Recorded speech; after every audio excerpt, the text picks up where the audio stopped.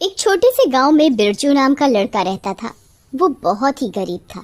वो एक साहूकार के यहाँ काम करके अपना और अपने छोटे भाई रिंकू का पेट भरता था। उनका एक हाथी भी था जिसका नाम रंगा था। बिरजू और रिंकू रंगा हाथी को बहुत प्यार करते थे और वो अपने रंगा हाथी की हर बात समझते थे और रंगा भी उनकी बात समझता था। बिरजू और रिंकू के माता पिता बचपन में ही मर गए थे।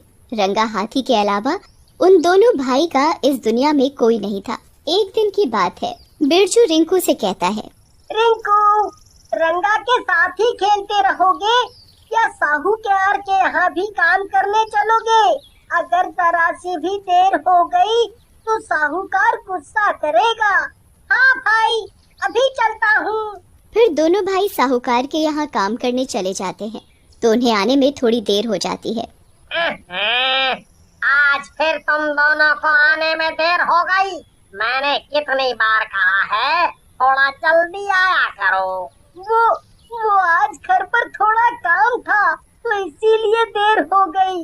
अब जाओ, जाकर काम करो। साहूकार के जाते ही, बिरजू भैया, ये साहूकार भी ना जरा सी देर क्या हो जाती है तो कितना गुस्सा करता है, और जब हम ज्यादा काम करते हैं तो फिर कुछ नहीं कहता। क्या करे रिंकू, हमारी किस्मत ही ऐसी है। इस साहूकार के यहाँ काम करने के अलावा हमारे पास और कोई रास्ता भी नहीं है। चल, अब बातें मत बना। साहूकार ने इस तरह बातें करते देख लिया ना तो हमें काम पर से निकाल देगा। फिर दोनों भाई अपना अपना काम करने लग जाते हैं और जब शाम हो जाती है तो साहूकार उन दोनों की छुट्टी कर देता है। फिर दोनों भाई अपने घर चले जाते हैं तो देखते हैं, अरे रंगा, तू अभी तक हमारा इंतजार कर रहा है? रंगा सूंड हिलाकर उन्हें बताता है, मैं कब से भूखा हूँ, मुझे भूख लगी है। देख, मैं तेरे लिए केले लाया था, ले केले खा। फिर दोनों भाई रंगा को केले खिलाकर खुद भी दोनों भाई खाना खाने चले जाते हैं और खाना खाने के बाद सो जाते हैं। फिर आधी रात के समय जब दोनों भाई सो रहे होते हैं तो कुछ आदमी रंगा को पकड़ कर ले जाते हैं। इस हाथी के तो बहुत दाम मिलेंगे। सही में हम तो माला माल हो जाएंगे। अच्छा हुआ उस साहूकार ने हमें बिरजू और रिंकू के घर का पता बता दिया। अब हम इस हाथी को ले जाकर उन साहब को दे देंगे, फिर वो हमें बहुत पैसा देंगे। मुझे एक बात समझ में नहीं आई कि वो इस हाथी का क्या करेंगे। अब कुछ भी करें, मैं तो बस अभी से अमीर बनने के सपने देखने लगा हूँ। अरे सपने ही देखता रहेगा। अब जल्दी चल, अगर किसी ने देख लिया ना तो अमीर तो क्या, भिखारी बनने के लायक भी नहीं रहेंगे। फिर भी सभी आदमी रंगा को गांव से दूर एक पुरानी हवेली में ले जाते हैं। वहाँ उन्हें एक अजनबी आदमी मिलता है जिसने अपने मुंह पर नकाब लगाया हुआ था, तो वो रंगा को उस आदमी के हवाले कर देते हैं। ले आए हाथी को, ये लो तुम्हारा इनाम। तभी उन आदमियों में से एक आदमी उस अजनबी से पूछता है, साहब, अगर आप कहो तो एक बात पूछूं? हाँ, पर जल्दी पूछो।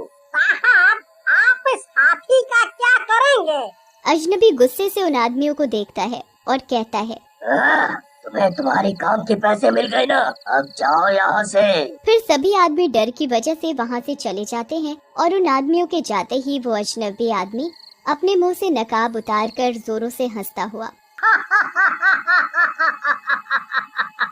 मैं बनूंगा इस दुनिया का सबसे बड़ा साइंटिस्ट। मैं इस हाथी के ऊपर एक्सपेरिमेंट करके इस दुनिया का बहुत बड़ा साइंटिस्ट बन जाऊंगा। फिर मेरा नाम हर देश के कोने कोने में होगा।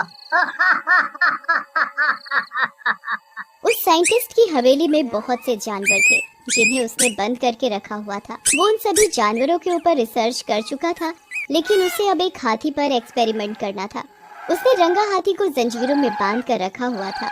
उसके ऊपर एक्सपेरिमेंट करना चालू कर देता है और अगले दिन बिरजू और रिंकू जब सोकर उठते हैं तो देखते हैं, अरे ये रंगा कहाँ चला गया? ये तो ऐसे बिना बताए कहीं नहीं जाता। पता नहीं कहाँ गया होगा। चलो चलकर ढूंढते हैं। फिर वो दोनों भाई रंगा को ढूंढने निकल जाते हैं। उन्हें रंगा को ढूंढते ढूंढते शाम हो जाती है, पर रंगा उन्हें कहीं नहीं मिलता। और वो दोनों रंगा को याद कर कर के रोने लगते हैं। मेरा रंगा तू कहाँ चला गया? पता नहीं रंगा किस हालत में होगा। पता नहीं कौन ले गया हमारे रंगा को।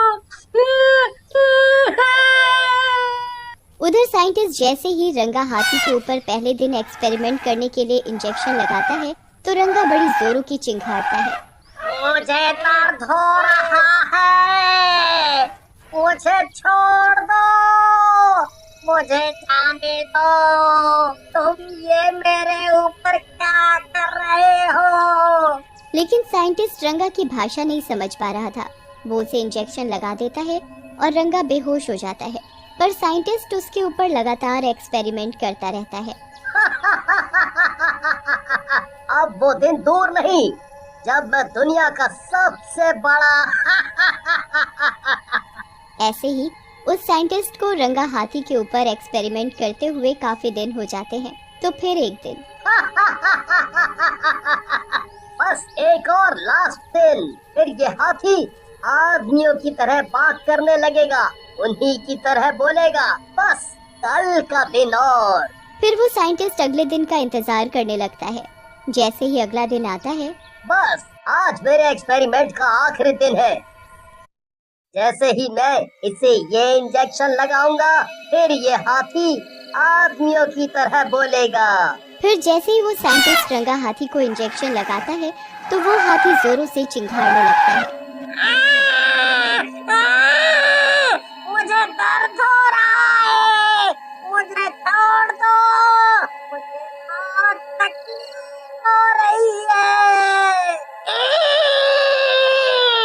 रंगा हाथी चिंघाड़ता रहता है, पर साइंटिस्ट को उसके ऊपर जरा भी दया नहीं आ रही थी। वो तो बस अपने एक्सपेरिमेंट पूरा होने का इंतजार कर रहा था। वो उसके ऊपर दर्दनाक एक्सपेरिमेंट करता रहता है। उसके ऊपर हाथी के चिल्लाने का कोई असर नहीं होता। जैसे ही साइंटिस्ट रंगा हाथी के ऊपर आखिरी इंजेक्शन लगाता है तो हाथी बुरी तरह तड़पने लगता है और वो बुरी तरह चिल्ला रहा था, बचाओ, मुझे मत मारो, मेरा तन घुट रहा है, कोई मुझे बचाओ।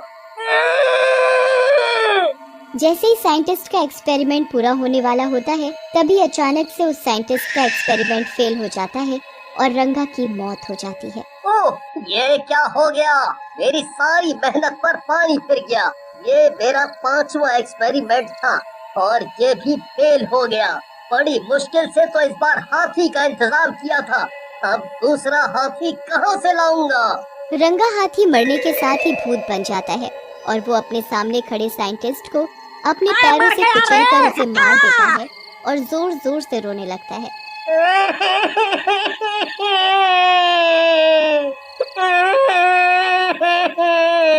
किसी भी आदमी को नहीं छोड़ूंगा।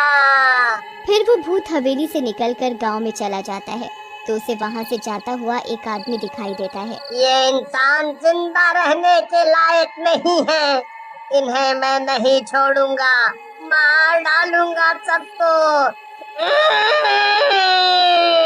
फिर वो भूत उस आदमी को अपने पैरों से कुचलकर मार डालता है और जोरों से चिंघाड़ने लगता है। फिर अगले दिन गांव के लोगों को उन आदमियों की कुचली हुई लाश मिलती है। अरे इन आदमियों को किसने मारा और इनकी ये हालत कैसे हुई? इन्हें किसने कुचला होगा? क्या पता कौन इन्हें मार कर चला गया, पर कौन कर सकता है ऐसा? देखने से तो ऐसा लग रहा है जैसे किसी हाथी ने कुचल दिया हो। हाँ भैया, आप सही कह रहे हो। देखते ही देखते ये खबर पूरे गांव में आग की तरह फैल जाती है और ये खबर बिरजू और रिंकू तक भी पहुंच जाती है और वो दोनों आपस में बातें करने लगते हैं। ये कैसे हो सकता है कि कोई रात में आदमियों को अपने पैरों से कुचलकर मार रहा है? तभी बिरजू सोचने लगता है, कहीं ऐसा तो नहीं कि ये सब रंगा कर रहा हो? गांव के लोग भी कह रहे हैं ये किसी हाथी का ही काम हो सकता है। नहीं नहीं, ऐसा नहीं हो सकता। तभी बिरजू रिंकू से कहता है, जो मैं सोच रहा हूँ कहीं तू भी तो नहीं सोच रहा? हाँ भाई, पर हमारा रंगा ऐसा नहीं कर सकता। वो तो बहुत ही अच्छा है। वो तो किसी को मारने की सोच भी नहीं सकता। नहीं नहीं, हमारा रंगा ऐसा नहीं कर सकता। वो कोई और ही होगा जो आदमियों को मार रहा है। ऐसे ही सोचते सोचते बिरजू और रिंकू का सारा दिन निकल जाता है और रात को दोनों भाई खाना खाकर सो जाते हैं। और जैसे ही आधी रात होती है, भूत गांव में घूमने लगता है। तभी उसे एक आदमी दिखाई देता है, तो वो उसे पकड़ लेता है। मुझे मत मारो, अरे मुझे मत मारो, मुझे छोड़ दो, मुझे क्यों मार रहे हो? भूत उस आदमी की एक नहीं सुनता और उसे अपने पैरों से कुचल कर मार डालता है। जब भूत उस आदमी को मार रहा होता है तो एक औरत अपने घर की खिड़की से ये सब देख रही होती है। अरे, ये तो बिरजू और रिंकू का रंगा हाथी है। ये भूत कैसे बन गया? यही सब गांव वालों को मार रहा है। फिर वो औरत डर की वजह से खिड़की बंद कर लेती है और भगवान को याद करने लगती है। फिर अगले दिन जैसे ही सुबह होती है तो वो औरत गांव वालों को भूत रंगा हाथी के बारे में बताती है। अरे, ये और कोई नहीं, बिरजू और रिंकू का रंगा हाथी है जो अब भूत बन चुका है और वही सबको मार रहा है। फिर सब गांव वाले बिरजू के घर जाते हैं और उसे बताते हैं। बिरजू, तेरा रंगा ही ये सब कर रहा है। वो ही सबको मार रहा है। अब तू ही सबको बचा सकता है। मुझे तो उम्मीद ही नहीं थी कि मेरा रंगा कभी ऐसा भी कर सकता है। फिर जैसे ही रात होती है, रंगा भूत गांव में घूमने लगता है और एक आदमी को वो भूत मारने ही वाला होता है।